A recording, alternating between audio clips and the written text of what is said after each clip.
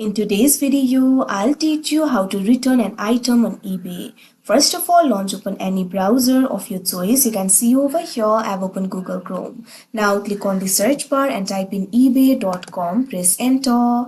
After you do that, you'll be led to the official website of eBay. Make sure you're logged into your account. Now what you have to do is go to your purchases interface. For that, hover over this option, My eBay, that you can see on the screen. Now you'll be able to find various options over here. Click on this option, Purchase History.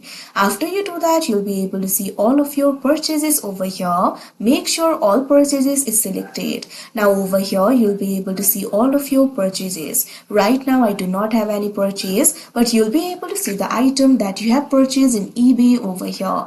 Find the item that you want to return and click on the option More Actions. After you do that, you'll be able to find the option for return this item. What you have to do is click on it. You'll also have to choose the reason for your return and add a comment explaining the situation.